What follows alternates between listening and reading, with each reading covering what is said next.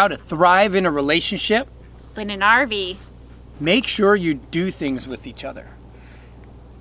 You're with your significant other because you enjoy them. And you enjoy their company. And their company. So one of the things that we do when we go to a new area, we'll do an online search and we'll pick out what type of activities we want to do, whether it's going to local malls, that's what she likes to do, whether it's going hiking, biking, children's museum, the zoo. Yeah, it doesn't always have to be going and doing some crazy adventure because you want to compromise. It's also good to explore the campground that you're at. You can, take your bike out, you can walk around, find some trails, go with the family. There's lots of things to do and you don't even have to leave. Yeah, it's a free activity and it brings you closer together. And what we've noticed is when we go for walks around the campground, we end up having really good conversations. Sometimes, because sometimes I do all the talking, and that is not a conversation. And one of our favorite things is to look at the different rigs. When the windows are up and it's starting to get dark, Eric. You should probably talk about that. No, it's creepy. Yeah, she's kind of a creeper. A little bit. Yeah. So don't leave your shades up.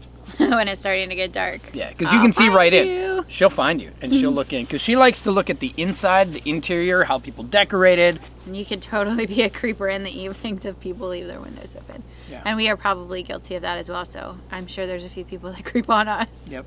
People always ask, isn't it hard to get along when you live in such a small space? Well, one trick to keeping that peace in the house is make sure you spend some time apart. It's always great to do things together, but every now and then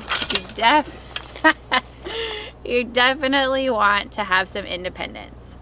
For example, Eric here, he likes to go hiking. He'll go out on a canoe or a kayak at the campground if they have some type of body of water. He also likes to go fishing and do that type of stuff.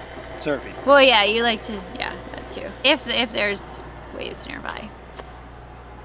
Yep. Mm-hmm. The other night, this is a good example, she went to the movies by herself because they were playing that new 50 Shades movie. I didn't have any desire to see it.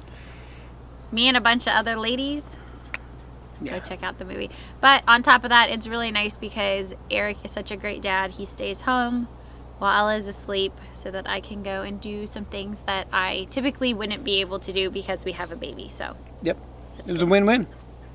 I do a lot of extreme sports and activities. It doesn't have to take away from alone time. You can wake up and it's just the price you have to pay. You can wake up and go before sunrise and do your adventure bright and early. And he's back before we even wake up in the morning, so. Right. Because she's not getting up at sunrise. No, but you're gonna soon. Shortly after with the baby.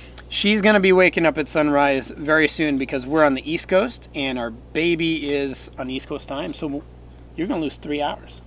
8 o'clock's gonna be 5. Don't remind me. Make sure you split up the responsibilities. And the clearer you can get about what task the other person is gonna own, the more you can hold them accountable and yell at them when they don't do it. Just kidding. When we get to a new campground, Eric will do the outside stuff. I'll mostly do the inside stuff. He'll clear out the toy hauler area because that's where we keep a lot of our bigger stuff when we move. Mm-hmm. So it's good to have those, designated roles so we don't step on each other's toes and we can get things done a lot faster. Yeah, real fast. When things get heated, go cool off. What I mean is, it's natural that at some point, moods, hormones, lack of sleep, when things go wrong, when you make mistakes like hit 2 trees, things are gonna flare up. It didn't get heated. No, because we took our own advice. We laughed at each other? Yeah. Or rather, I laughed at you. Me, I wasn't hitting trees. And I laughed at me. But that's actually a really good example. Because when that happens, recognize it. And when you realize that you're getting heated or you've got a little bit of a mood or a tude, go outside. That's a good time to cool off, go walk around the campground, and it's a fantastic opportunity to go do that thing apart that you enjoy. You probably know your significant other really well. She can read my mind a lot. I'm not very good at reading hers, but I can tell her mood. So if you recognize that the other person has a short temper, because often you can recognize it before they can recognize it in themselves, that's when maybe you should go outside and not wait for them to recognize it. Run and hide. Yeah, I mean, how could you be in a bad mood when you're walking that thing? Hi. Gotta keep the spice alive. Go we're on not- dates. What? We're not talking about spicy food. You could do that too. Spicy food's really good. But yeah, go on dates. Get out, explore the area wherever you are. I like to pull up Yelp and I just go and whatever we're looking to do. So say we want to go to a restaurant. I'll look up restaurants. I'll check the reviews, see what kind of food we want to eat. Yep. And try somewhere new. Of course, One thing I like to do is switch up who decides. Now, I always decide, what are you talking about? we'll do like a 3-to-1 ratio where she'll choose 3 times and I'll choose 1, but hey, take He'll what you choose it can get. and then I veto. Make sure you compromise on where you guys go camping. I like to go in the middle of nowhere and go boondocking where we can't see or hear anybody. And I like to go to a campground where they have heated pools. She likes to go to resorts where we have heated pools. And nearby shopping. Yeah, so typically she'll like to stay within 20 minutes or so of really nice shopping malls. Not necessarily a shopping mall, but just shopping civilization. Right. So we'll compromise. We'll go to a resort typically for 3 weeks. And often on the way to our next resort, we'll stay in the middle of nowhere for a few days or boondock so I can get my adventure. Or if we don't do that, we'll just make sure that the resort is in an area that I've chosen where I can go take day trips to national parks or really nice state parks, bucket list locations, so I can still have my adventure and she can still have all her amenities. You've got to make sure you take care of your health. One of the leading causes of mood swings is not drinking enough water.